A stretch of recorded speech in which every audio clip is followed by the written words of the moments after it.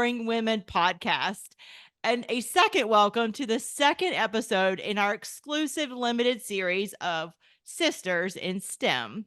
So today's guest, she's another STEM trailblazer, which you know that I love, and she's going to inspire and ignite your fire within. Sanya Mathura is the founder of Reliability Solutions Limited, based in Trinidad, and she currently serves in the capacity of managing director and senior consultant. She earned her bachelor's degrees in electrical and computer engineering, as well as a master's in engineering asset management. And if that wasn't enough, she's also the first female in the Caribbean to become a certified machinery lubrication engineer, and she sits on the board for this exam. She's also published multiple books, and we'll get into some of that later in our conversation. Welcome, Sanya, to the podcast. Oh my gosh, Shannon, thank you so much for having me here. I know you've been doing an amazing job. All of these great interviews. Congratulations on, the Hmm. second season coming in. You've been doing so much good work in terms of highlighting our women in STEM and just getting more people involved and getting them to learn more about our industry. So I love Yep. that. You've been doing an amazing job. Thank you for that. Yeah, I am a fellow engineer, so I'm right. I'm Yeah. right Oh, here yeah. with you. So I'm so excited that you've joined us. And where I love to start, most of our listeners know, is I love to start with stories. So tell Mm. me a little bit more about your journey and what brought you to the place we are today. Oh boy. So I am, if you could not figure out, I have a Trinidadian accent. I am from the Caribbean.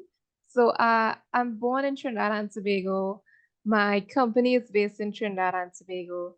And before I started my company, and I'm just gonna go back a little bit, is that I have my bachelor's in electrical and computer engineering from the University of the West Indies. Now, getting into that field, always very interesting. There were a good mix of male to female ratio of students in my class at the time. So, I love that. And especially because Trinidad and Tobago, we are very heavy into the oil and gas, like for the Mm, past 100 years or so. So it's not uncommon to have female engineers. And I mm, love that we have that ability to do that. And after getting my degree, my bachelor's, I worked in the field for a little bit and I ended up starting to work with Shell Lubricants as their technical support. And of course, they trained me and getting into helping people in terms of lubrication, machinery lubrication. That's when I realized everything came together mm. because you need the lubricants to make anything move. Try moving something across your desk. Like you need some sort of lubrication to get it moving, depending on what it is. So lubrication ties together everything in engineering world. And that's where I fell in love with reliability. Mm. And then I decided to get my master's in engineering asset management, again from the University of the West Indies. And what happened with that is that while I was doing my thesis, can you guess what I did my thesis on? I Lubricant can't. Go ahead. degradation. Oh, lubrication, of course. Why not? So I was trying to get information and research, and at that point in time, we're not as, and I not sound old, but when we were not as advanced in terms of sharing information. And to get information, I had to contact somebody who knew somebody who had something on their computer. It wasn't as widely available as it is today. Mm. And that's like not very long ago, maybe like 6 years ago, right? And I had this idea, and I'm like, wouldn't it be very cool if there was this hub and people could go to it to get all sorts of reliability solutions? But it had to be strategic. So that's the name of my company. My company is Strategic Reliability Solutions. And what we do is that we connect people throughout the globe and bring these reliability solutions to them. Mm. Of course, my specialty is in the lubrication field, but I have some other consultants that work with me to get the other aspects like root cause analysis, planning and scheduling, maintenance stuff. Like they all come together. And that's what I wanted to make sure that we had a place where people could get quality stuff. because sometimes we have so many experts out there that, they say that they can do this and they can do that and they can do the next, but want to make sure that there's a place that they can have that quality.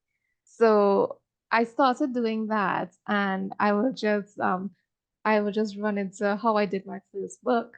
My first book was called Lubrication Degradation Mechanisms, a Mm. complete guide. And that was published by CRC Press. And that's what happened with that is that COVID happened. And instead of constantly going and, doing all these client visits, all of a sudden I had nothing to do. And I'm like, well, what do I do at that time? So I wrote the book.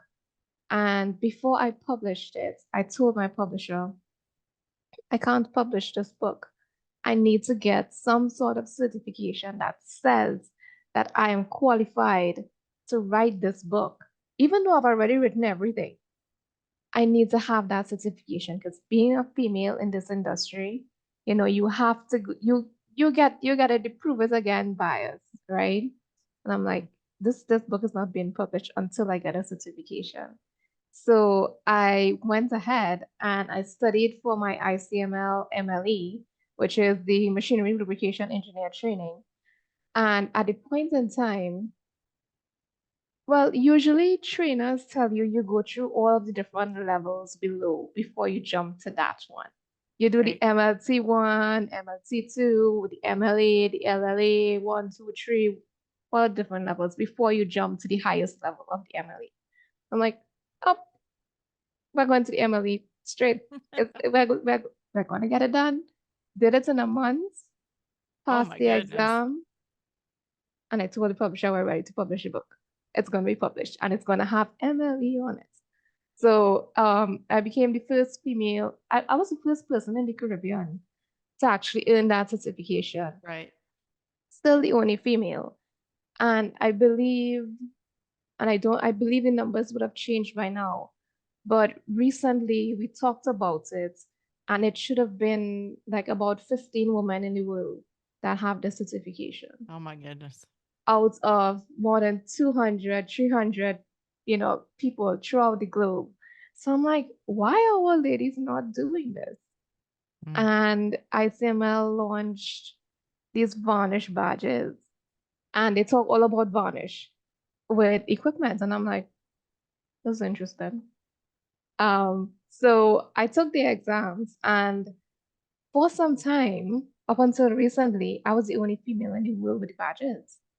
And I kept encouraging other women, you need to get your badge. And one of the books that I wrote as well covers some stuff with varnish. Because I Mm. have, and I mean, Shannon, I have a couple books out. Yeah, you Um, do. We're going to get a into my couple. favorite ones at the end, which is the empowering women in STEM. Oh, But yes, we're giving that one away, but definitely. we're going to get there in Oh a my little bit. gosh. Yeah. So I have like all of these other technical books. And just recently, I had some other women get the badge. And I'm like, yes, it's so good to see other women getting these badges. And it's because we start breaking down the barriers. Yeah, And it's interesting. You were the first yes, one, but you certainly didn't want to be the last oh, one, definitely right? not. We're not doing that. We have to pull up the other women with us. Yeah. And recently, like last week, I earned my FL CATS certification from Mobius exam. And what So is that? Can you just explain So what that that is? one is field lubrication category one. Okay. It's the first time they've launched the exam. They've launched it like earlier this year. And as per their website, there are only 5 people in the world that have the certification right now. Guess who's one of them? You. And the only female at this point in time. So I'm trying to break as many barriers as we can to get more women into these fields, to get Yeah. them involved, because women change the way that we think about certain things. It cannot be done the same Mm. way every time. Like there are different ways to do things. And that's what I love, being able to help that and to, Mm. push that forward or pay it forward. And they're like, oh, I saw you did that. I think I can do it too. So it's Yep. all about being able to see the change and be that change for others because Mm. it's not about us. It's not about the ones that break the barriers. It's the ones that's coming behind. And they're Yep. like, okay, that's That's what also the way. matters. Yep. That's also the way I can jump forward. You don't have that block for them in terms of they don't have to spend the time overcoming those challenges. They can just start work. Yep. So I think that's what it's really about for me, making sure that we get them to where they need to be. And of course, the guys helping us along the way. Oh, of course. Yeah, we can't do it by ourselves. I do Oh, think it's definitely not. interesting that you had written your whole book, your Yeah. first book. You clearly had the technical expertise to do it. You went from no certification to the hardest one, it sounds like, in that particular Mm-hmm. category, is what I'll call it. Yes. But you still felt like you needed that Yes. MLE behind your name before Mm-hmm. you're willing to publish the book. I just think that's really interesting. It Um, is. and I wonder if there are other genders out there would feel the same way. I just think it's a really interesting Yeah. aspect I've seen throughout my career with different women in different ways. Mm-hmm. It's so the thing is, like, I know our industry and our guys, they support us headstrong one time. But for the people who don't know our industry and they're like seeing a female in there and they're like, she doesn't know what she's talking about. She doesn't have any certifications. She doesn't have the Mm. experience. She cannot know that.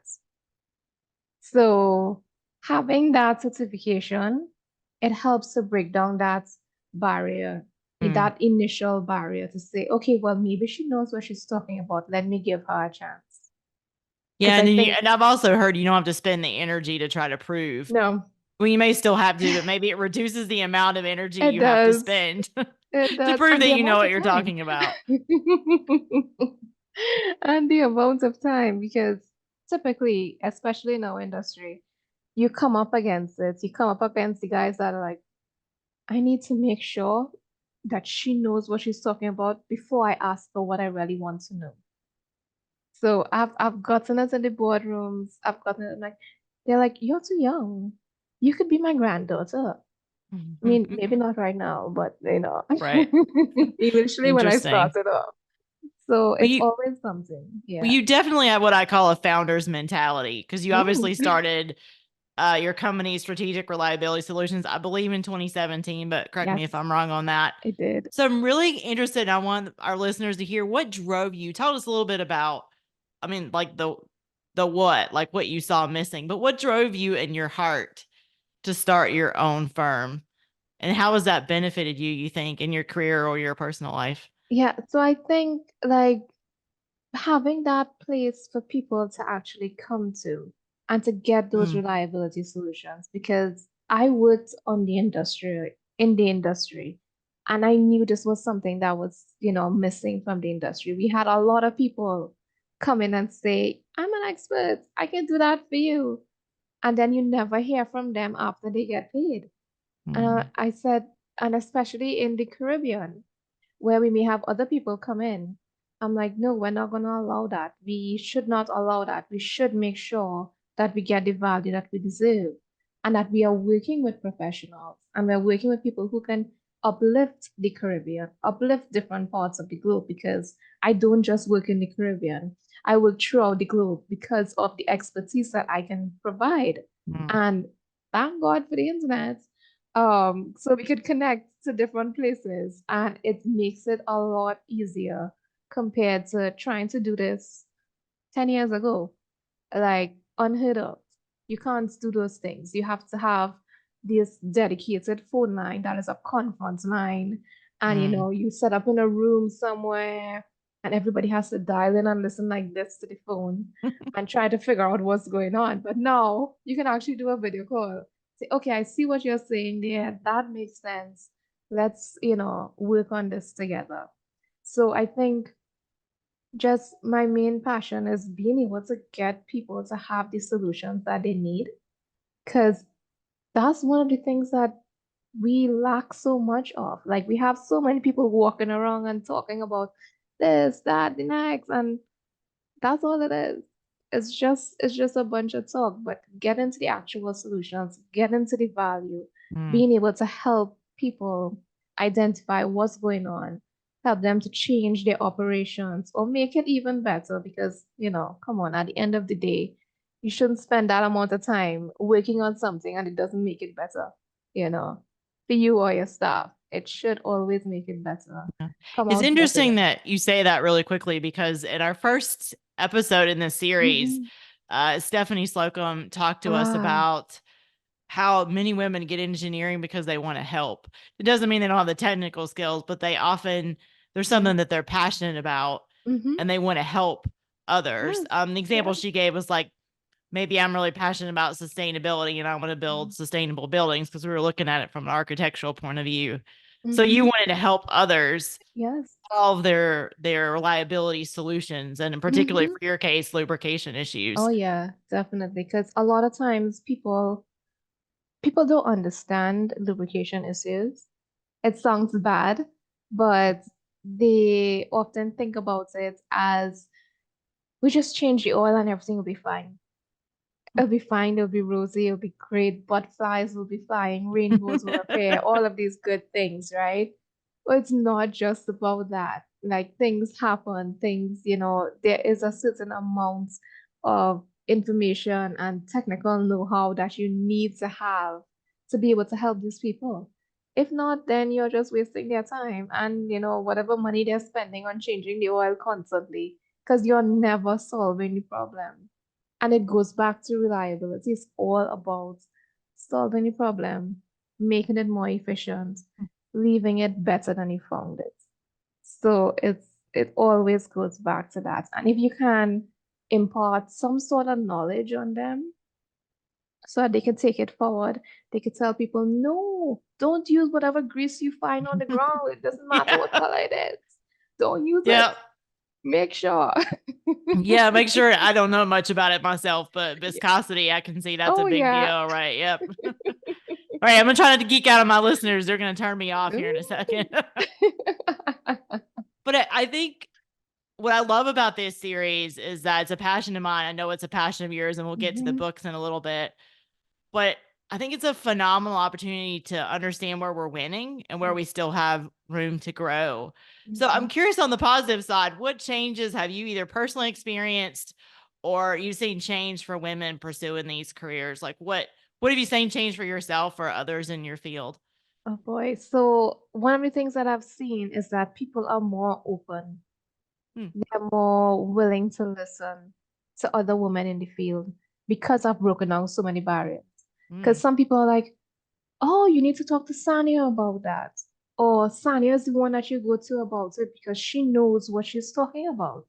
And dial back 5, 10 years ago, you didn't have females being, recognized in that field or being recognized for knowing how to solve a particular problem. They're always like, oh, you can go to this guy or you can go to that guy. But having a female being present, and then on the flip side of that, having your younger engineers come in and say, okay, well, you're going to a female for that particular thing. They are accepting it. They are Mm. the ones that are seeing the changes that we're trying to bring about a lot more, because what happens there is that they are more supportive of their female colleagues. They don't see them or they don't view them as they would know what to do. They don't have the technical expertise. They're more open and now they think, oh, I wonder what they may think about this. It brings that level of change. It brings the conversation. It starts to get the conversation going. And that is the most important thing. Like just having those barriers sort of break down a bit and getting people to understand that this is not about gender. It's about the technical competence and being able to solve the problem. Mm. If it's a female that's handling it, yeah, sure, no problem. If it's a male, no problem too, because guess what? At the end of the day, if the plant is not working, it doesn't matter if it's male or female that solves the problem. Nope. Once the problem gets solved, right? So it's being able to bring that mindset and change that mindset. And I think we've been doing a lot of work in that area. And just letting the young engineers say, okay, it's not some old person that it's like, now getting up out of the bed that is handling these things. It's a younger person. It's somebody who's, adapting. It's a female, um, somebody from the Caribbean, not even, from the US that's making those changes. I can do that too. It's about breaking down those barriers. And I have seen the changes in the industry over the years, Hmm. like to women being more accepted, I don't know, and the males supporting that. Like, I love that we have the guys jumping on board, and they are so great in terms of doing that. They always reach out to me and they're like, what can I do? You know, I love what you're doing. How can I help? And it's really good to see that change in the industry, to see those barriers sort of melt away and get them more involved, because at the end of the day, we all need to work together. And I think that is the main thing for I'm every. curious what role an ally or allies have played on your journey. Because to your point, Oh, I can tell you that male and female allies have played yeah. huge parts of my own journey.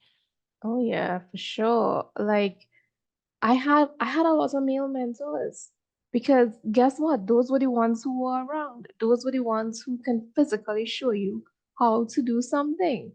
And I'm not saying that, as a female engineer, you only need to have female mentors. No, it does not work like that. You Hmm. can have male and you can have female, because at the end of the day, a gender should not be tied to your job scope. And if you're thinking along those lines, then just take that out. Totally take it out, because there are guys who have been in this field and in any of the other fields, they've been there for a long time. So chances are they have seen things that you would never see, and they will be able to bring that level of expertise and that level of experience to you in a simple conversation.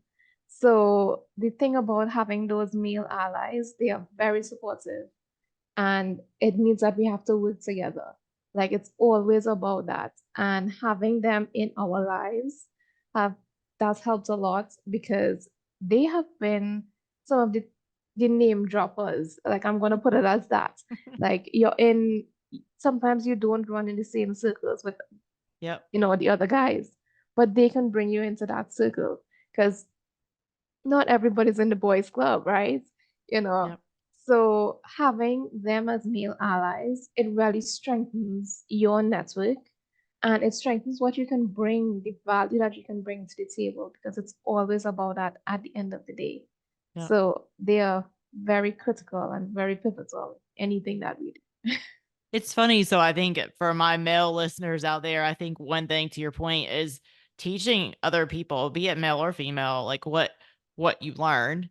And then Mm-hmm. two, I think for those of us that either have able body privilege, have Mm-hmm. ethnicity privilege, who have gender privilege, to try to use that privilege when we Yes. have a seat at the table when somebody else that's from more of a disadvantaged group does not. Mm-hmm. I think it's so Yes. powerful to your point.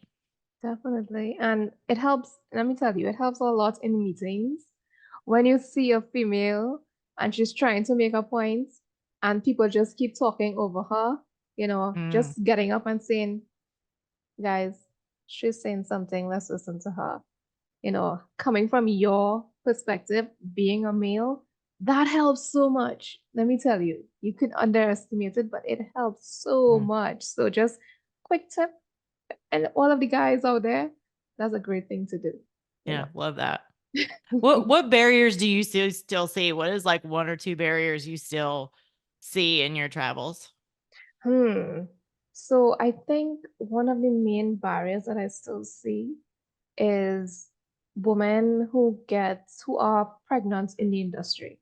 Mm, While they're pregnant, after their pregnancy, during their parenthood, I think that is one of the main things that we have a lot of barriers. Like, we're now getting PPE that is fitted for pregnant women. Like, why did it take us that long? Mm. You know, people have been, this sounds really weird, but people have been having children since in the infinity and beyond, right? Right. Why are we now getting PPE that fits women properly, especially for pregnant women? Parental leave, sometimes there are a lot of bosses or, heads of organizations that they get very flustered when they hear that a woman is pregnant. They're like, oh my God, who's going to do her job for her? And it's not the end of the world. It's like the beginning for somebody else. But, um, having those conversations in terms of, okay, this is how we're going to help you during this time. And even not, or people or women who are trying to get pregnant, those who are within, doing the IVFs, because guess what? Those things are not a take a pill and everything's going to be fine. It's a Right. lot of stress on their bodies. So knowing how you could support them or, be a supportive person in the workplace, just saying, how are you doing today? Are you okay for this meeting? Because a lot of and like we covered it in the first book. I had a chapter in the first book where somebody talked about that. She was going in for the biggest meeting of her life, and she had a miscarriage on the morning. How do you plan for Oh that? no. How do you plan for that? So, how do you have your boss have that conversation with the people on the team? Sometimes, and this is not a bash with the guys, but guys don't have to go through that. They do have all of the emotional attachments and like for their wife or the mother of their child when that happens. So I think that is one of the barriers we have as well, Mm. giving the support to the guys that go through this. Yes, they may not have physically lost a child, but they did as well. They Yeah. were there from day one. So that's the barrier that I see both for men and women. We're not Mm. we're still in the tuning phases where we're now recognizing men need parental leave as well. Yep. And Agreed. that is something that I would definitely advocate for. It's not just the woman. Yes, women need it. They need to physically recover. They've been going through a lot for sure. But men need the time as well. So I think that's one of the barriers that we're still trying to get across, but I've been seeing a lot of good work around that Yeah. area. So that I is never definitely thought of the PPE aspect. I thought about it. There's a lot going on in the industry, as yeah. you probably know, for just women in general Mm-hmm. getting better fitting PPE, especially for women that are in more technician or field type Yes. roles. But I'd never thought about the pregnancy PPE, right? That's Yes. that's an interesting Uh-huh. spin on that one. Yeah. And then I agree. It's interesting about like you bring out the miscarriage. Mm-hmm. Um, I think it's building a workplace that's better for all genders, right? So I think that's Yes. what you're saying. Yes, Having being more definitely. sensitive, having more of a human Mm-hmm. centric workplace. It not only benefits the female in this case, but then the Yes, male, to your point, is also dealing with the emotional burden of what's they just have happened in the to. family. Yes. And like I think it's more paying attention to your employees, male or female. It doesn't matter. They're all going through something at the end of the day. And we need to be more Mm, mindful about that and how we can help and how we can support them. yeah. Because if you're not having a supportive environment for them at the end of the day, why should they come and work for you? Like, I'm just saying, Yep. if I can't come in and be, in a supportive, good environment, why am I coming there every single day? That's a So good something point. to think about for employers. Yeah. Random thing. Well, I'm gonna flip a little bit on you. I believe, and I could. You have an amazing resume, by the way, so I couldn't Mhm, get it thank all you. in. But if I'm right, I think you've served in different capacities as a board member, and I think a lot of listeners, men and women, on this podcast would be really interested in that piece of your background. So, just can you tell us a little bit about more of those roles that you've served and how it's impacted you, either your skills or your career Oh yeah. journey? Oh boy. So a lot of times people ask me, would you like to be on the board for this? And I'm like, do you really want my opinion there? Are you sure? But I'm always glad when they ask me because, like, I am on the board for Precision Lubrication magazine, Hmm. and that magazine is all about bringing articles and information to readers globally.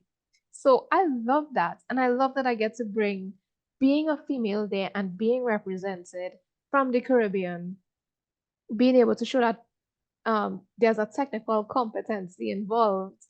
And for other women reading the magazine, I'm like, oh, wait, this was a lady. A lady wrote this one. It's not just all about the guys that are writing, and the guys have great articles too. I'm not saying no, Right. but it's about increasing the representation, making Yep. sure that it's normal to have women in the industry. So Yep. I'm on that board. I'm on the board with STLE for their TLT magazine. And I Can you explain those acronyms? Because I oh don't my know gosh, them. there's so Go many ahead. acronyms involved. So STLE would be Society of Tribologists and Lubrication Engineers. Okay. And TLT is what they call their magazine. It Okay. stands for something, but I can't remember what it is right That's all now. right. As long Technical as something I was something. like, okay, I'm lost. I know if I'm lost, some of the listeners are lost too. Yeah, so and this magazine has been like around for a long time. It's very highly recognized in the industry. I am one of their digital editors. So in terms of bringing ideas to the forefront, that helps so much because the ideas that I bring, I try to make sure that we have more women involved. If we're writing a combined article, there is a female involved. There has to be. We have to have that representation because Mhm. it's not that we don't have the know-how. It's just that they're not given the opportunity. So if I'm in a Mhm. position where I can give that opportunity to somebody else, I'm definitely going to do it. Like make sure we have that representation. I am on the I'm the co-chair of LRVS. I'm going to explain what that is. It's Lubrication Reliability Virtual Summit, Okay. and it's a virtual summit. We talk about maintenance, we talk about lubrication, we talk about reliability, we talk about women in STEM. Of course, they better talk about women in Of STEM. course. Um, so one of the good things that I can do with that is that and this is run by Fluitech. They've given me the autonomy to make sure we have good speakers, make sure we run the program, make sure we have the technical competency. So every single panel that we have, I ensure that there's a female present. Hmm. So like I can do that. I can be in that position to give that opportunity to somebody else to make sure that we're not just talking about, oh, DEI is wonderful, it's great, it's a beautiful thing. We're doing something about it. Like we're actually putting it into practice because have a woman involved, we think differently. Like Hmm. obviously, we make sure that certain things are done and there are things that we can do that guys can't, and vice versa. There are things that guys can do that I definitely cannot do. Do not ask me to lift anything. It's not gonna work, right?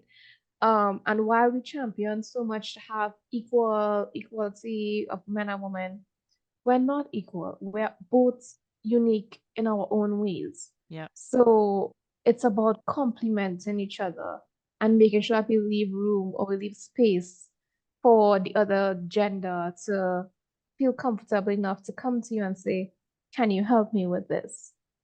Like it's not I shouldn't be asking you because you're male, or I shouldn't ask you because you're female.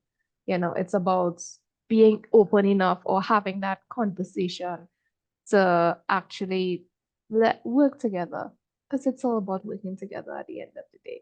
Yeah, I think it's really important though. It's something I've learned in some of my Hmm. speaking journeys is that when you show up in a space, either a board meeting or Yeah. if you go to a conference, let's say that you get selected to speak at a conference and you look at your fellow speakers and they're all Yes. Caucasian. I'm going to use it like Yes. Caucasian American.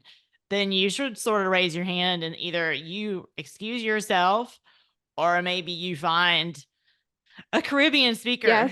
Oh who's yeah, on the same definitely. subject, right? And you either switch places with them or you say, I'm not Hmm. comfortable. This is not a diverse slate of folks. I don't Yes. feel like we're getting the right amount of ideas. I think it's important for our listeners to know that we have to use our voices, be Mm-hmm. it for women or Yeah. just underrepresented groups that have nothing to do with gender. It's Yeah. important. Yeah, because guess what? Do you want to have the same piece of information fed to you all the time? No. We need to have some diversity in there. Yep. How else are we gonna evolve or move Yep. forward? Like that's what it's about at the end of the day. Being able to capture information and being able to have that variety of knowledge and exchange of ideas because you can't evolve if you keep doing the same thing. I'm sorry. I'm gonna say it. You can't. You can't. Nope, you cannot. Well, speaking of evolving, now this is my favorite part of the interview because I'm Oh going to my totally geek gosh. out. So I'm warning the listeners right now. You are now the series editor, as I understand it, from a Mm-hmm. book series called Empowering Women in STEM, which is where I fell in love with you, even though I didn't know you yet. That's okay. And it was published, I believe, by CRC Press, if I Right. got that correct.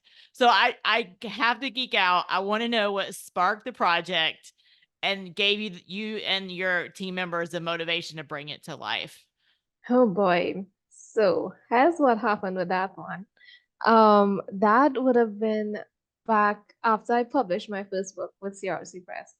And the next year, I was working with Bob Latino on another book called Root Causes of Lubricant Degradation. And at the same point in time, while I was working with him and developing these root cause analysis trees for all of the different degradation mechanisms, I was also working with Michael Holloway on an ICML, MLT, MLT1 and MLT2 exam guidebook. Okay. So I didn't have the certification for that one yet either, but I was doing the guidebook because I had the MLE. So I'm like, okay, well, Right. I think I know the information. Um, so I was working on those two books simultaneously. And my publisher from CRC Press, she came to me and she's like, I want to do something with women in STEM. I think you're the perfect person to do it. I'm like, nope, I don't have the time. It's okay. I'll come back to you. You could find somebody else. You know a lot of people. And uh, and that night I was just thinking about it and I'm like, this is so important. Like being able to bring this narrative, to being able to have this platform for the different people, for different women, and for the men. Because I thought about it and I'm like, why are we leaving out the guys so much? Like they have a lot of things going on too, right? So I went back to her the next day and I told her, I'll do the book. But my condition is that we have male authors. You need to let me at least have male authors in the book because it's not gonna be about, oh my God, men are the worst, all of these. Not Because helpful. I know it, like ranting and raving about it, you can do that on your time. Like that's totally up to you. But if we're going to inspire people and if we're going to tell their story, we're going to make sure that it's not about that. It's about, yes, showing them what happened in the workplace, just so they know they have an understanding, but we're going to be very fair to both genders. And I think those are my terms and conditions. And then I just started. So I I thought about it and I'm like, everybody has such a unique story, you know. Mm.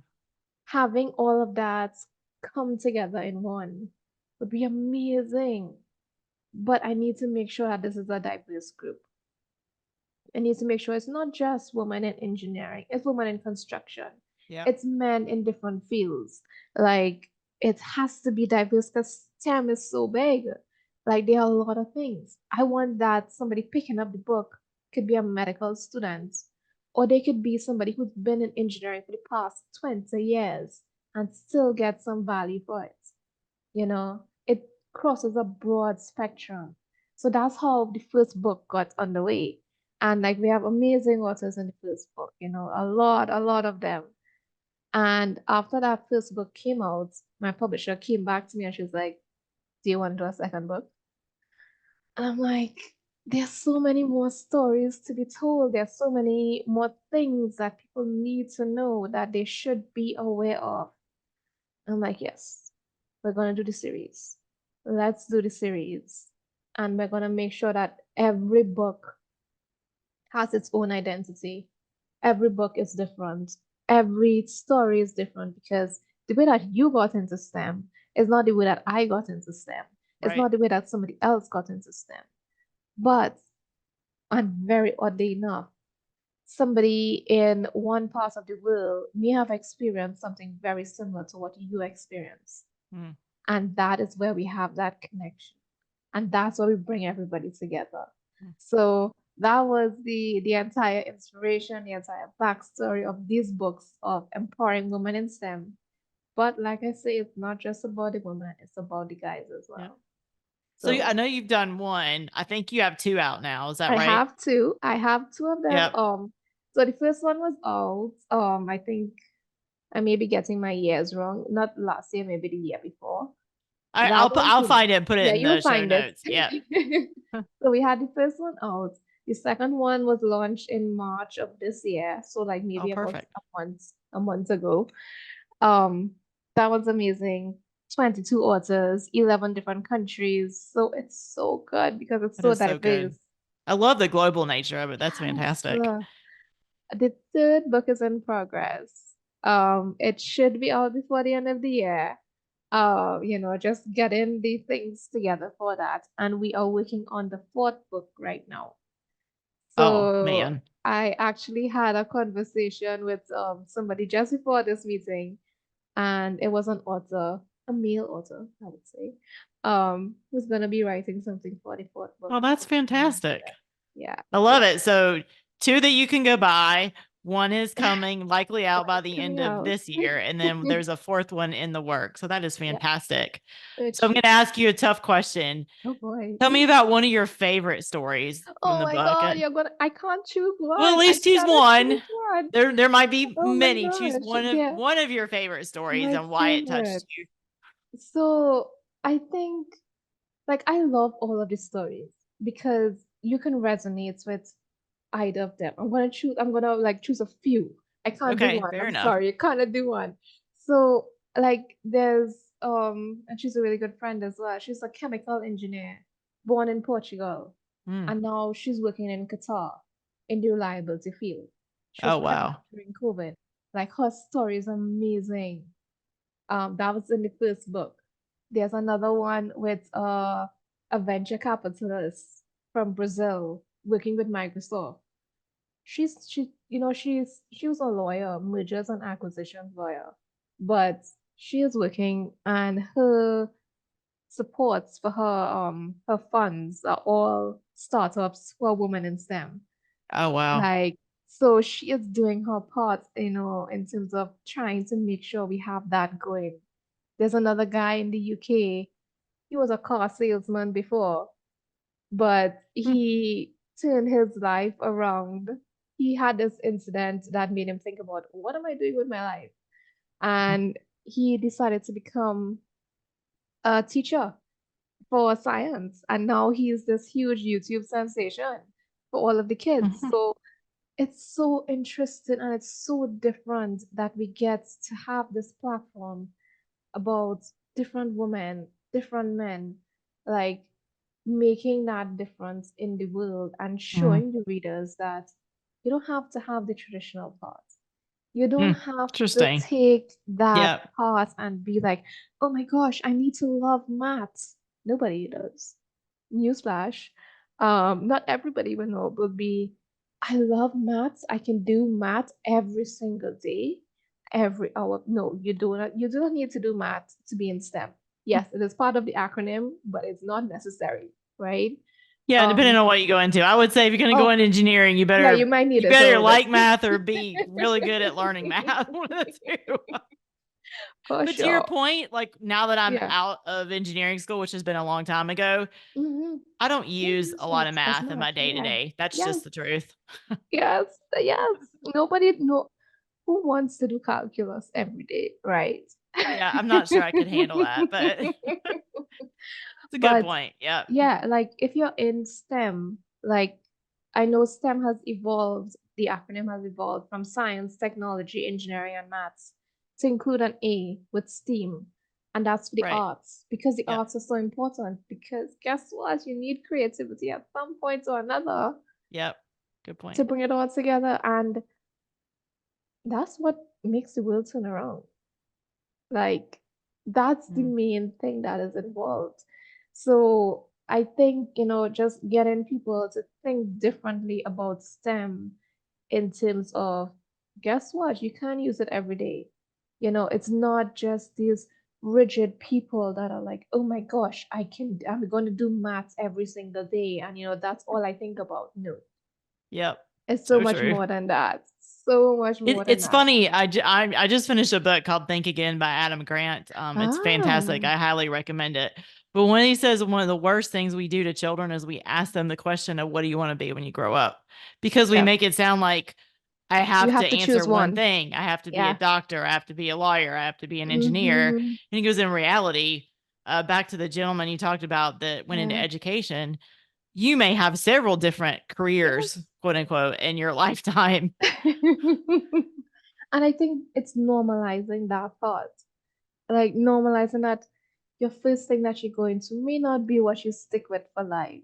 Like, Yep. just making sure that people know that. And then giving the encouragement to those who are ready to leave the field running heads, I can't take it anymore because there is a statistic that shows that women in engineering actually leave the field after 5 years and they Yep. get into something non-related. And I think that's so tragic because we're losing Very. a lot of all of the expertise, all of the quality, all of the different things that they bring to the table. We're losing that because they are not in a supportive environment. They're Mm. not in a place where they feel that they can stay and thrive and, really excel. So I think that's something we definitely need to address, like just changing the narrative a little bit, getting more Yeah. people to stay in STEM and, some of them to go into it as well. Yeah, So, so true. yeah. Well, I can't believe this, but our time is coming Oh to a my close. It's been gosh, like how did girl that time. happen? So I have one, I'll call it two questions. One Okay. is a question, the other one is some standard stuff that we do. My favorite question to end with is what is one piece of advice or quote you'd like to leave with our audience today? Oh boy. So I would say don't let the industry change you Hmm. because a lot of times people get into these male populated industries and they think, I need to be in the boys' club. I need to act like I'm in the boys' club. I need to stop wearing skirts. I need to stop painting my nails. I need to, be a little more macho. No, you do not. You are your own individual, unique self. And that is what you bring to the table. That is the value that you can bring that nobody else could bring. You don't need to put yourself into this little box and say, I have to be this way because I'm an engineer, or I have to be that way because I'm into this particular field. No. Be who you are. Make sure that you have your personality intact. Don't let the industry change you. Hmm. It's a difficult thing because I've seen people get into the industry and then they come out and they're like robots. You can Hmm. tell who works at a particular plant because they're all trying to fit into that culture, into the culture of the workplace that they're in. So I would say don't lose yourself in the industry. That's my main piece of advice. That is some great advice, especially to my younger listeners out Yes. there. Don't lose yourself because I tried to do it and Mm, it does not work. it does not serve you. Let me put it that way. Yes, That's some great definitely. advice. I couldn't have said it better myself. Thank My you. final question is where can folks find you? Because I have a feeling after this interview, you're going to get a lot of Oh boy. requests about meeting you or wanting to follow your work. I am always on LinkedIn. Just find me on LinkedIn. I know Shannon will drop links for that afterwards. I will. LinkedIn is probably the best way to find me. You can check out my website www.strategicreliabilitysolutions.com. So if you spell it wrong, Google will help you with that, and Shannon will too. So those Yep. are best ways to find me and to reach out to me. And I am looking for authors for the fourth book. So if you think you want to write a chapter, I know everybody's like, you should write a book about what you do. Let's start with a chapter. Let's open a chapter and Exactly. get it going. A book's a So little bit intimidating, a lot. except for you, who's written quite a few. Well, thank you so much for your time. I can't believe it's already over. This has Oh been my like girl God. time. I often feel that I forget that I'm recording. But thank you so much for being here and for all that you're Okay. doing to serve other women in the industry.